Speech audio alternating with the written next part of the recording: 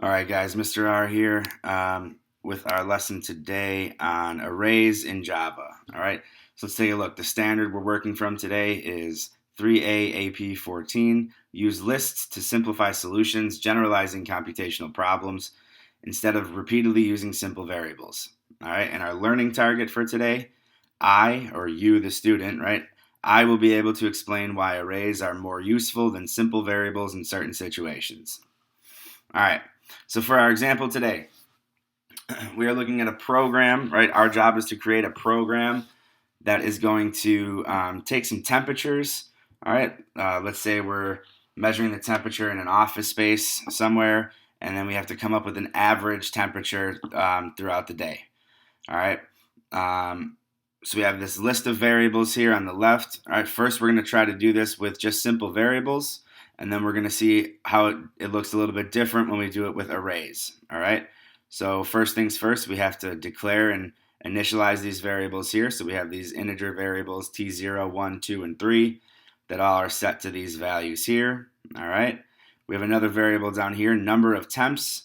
That's just the number of temperatures that we have in play so far. Because remember, when we're calculating the average, it's the sum divided by the number of numbers that we have. All right. You can go ahead and ignore this for now. We're not quite there yet. Now I want you to take a look at this part right here. So this is where we're going to be finding the average without an array, right? With simple variables. So it looks pretty simple enough, right? We have an integer variable sum where we're just adding up t0, t1, t2, and t3, right? And then we have we made this a double because we have to do some division here, and just in case there's a remainder, we just want that to be accurate, so we made this a double.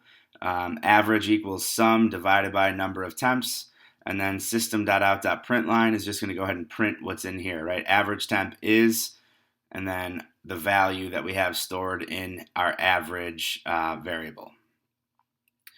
All right, so this is pretty straightforward, nothing too crazy.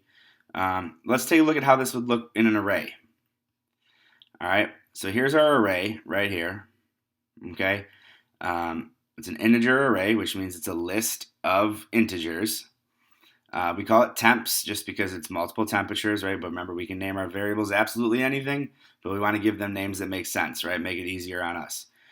We have our 4 values already stored in there, T0, T1, T2, and T3. All right, and remember, guys, these values would normally be input from a user or a file, or if it's temperature, more likely from a sensor, right? But in our case, we're just going to choose values for testing, all right? So we have our array here, we have our values set in there. Now let's take a look at this code. Find average with the array. All right, so we have another integer variable that we created for the sum, okay? Because we still have to add up some numbers. But instead of just listing all the numbers out like we did up here, we can use a for loop to kind of get this done for us a little bit more efficiently, right? So remember, when we have a for loop, we have to set a condition, right? And then a couple other things. The first thing we did is just create this counter variable here. I is going to be our counter variable. Our condition that has to be met is when I is less than temps.length. And what that means is just the length of this array temps here. So right now it's 1, 2, 3, 4. There are 4 elements, so my length is 4. So what this really says is when I is less than 4. All right, so once that's no longer true, the loop will stop. And what's it going to do every time? It's just going to add whatever element it's on. So temps at index I will be added to the rsum variable, right? So that's like a running total. We add it to it, and then we go check the next number. We add it to it, go check the next number, add it to it until we hit the end, and then we stop. All right, and then pretty similar down here, double array average equals array sum divided by temps.length. All right, again, in this case, it's 4, but that can change. Then we print that out. Same thing, array average temp is R average, okay, ARR average, that variable there. All right, so let's go ahead and run this code. We'll click execute to make sure this runs. All right, and it's hard to tell because I had already ran it before, but both of these came out to 94 degrees. So it works, right? They both work. So what's the big deal? Why do I need to use arrays? Why can't I just use simple variables? Well, you can, But let's take a look at what happens when we have a lot of numbers in our sequence, right? Because realistically, if we're measuring temperatures through a sensor and storing them on a computer, it's not going to be just 3 or 4 temperatures. It's going to be hundreds, maybe thousands. Maybe they're reading it. Maybe this is in like a medical control facility where they have to a medical fridge facility where they have to keep temperatures very low to keep medicine from going bad. So maybe they're reading the temperature every few seconds and averaging it constantly, right? So we might be dealing with thousands of values. All right. So what happens? Excuse me. What happens when we have all these other variables in here, all these other temperatures that we want to average?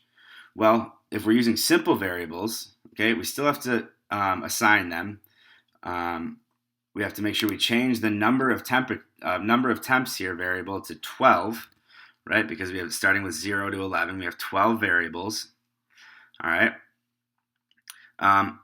I would have to add all my variables into this array here, but remember this is something that we only have to do because we're not actually reading the input from anywhere. All right. This is just for test purposes that we're actually having to assign these. Okay. But so now what do I have to do to the code? What do I have to do to the actual code here? Well, now I still have to go in and plus T4 plus T5 plus T6 plus T7 plus T8 plus T9 plus T10 plus T11. All right, so it's not that big of a deal, right, to do 12 of them. But what if we had 1,200, 12,000, right? Computers deal with huge amounts of numbers all the time. Not to mention, this is really error prone, right? Typing these out over and over again is going to be very, very error prone, and it's just cumbersome. All right, so we have our number of temps set here. We have all of our variables. I removed the comments. Remember, those double slashes mean comments. So when we compile this code, it just, whatever's in a comment gets ignored.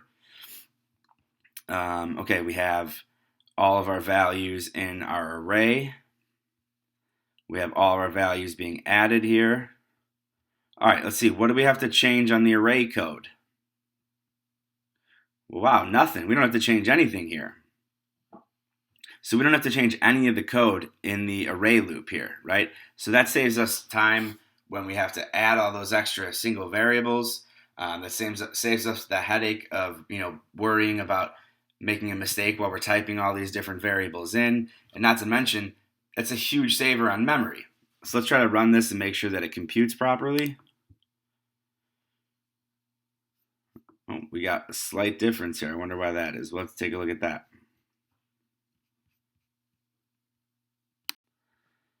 All right, so we had to do a little bit of troubleshooting there.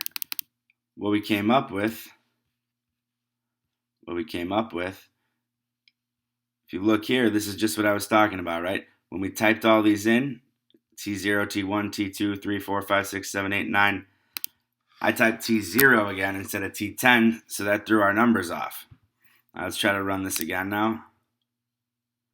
Boom, and both of our average temperatures are 87, all right? So I couldn't have planned that any better, right?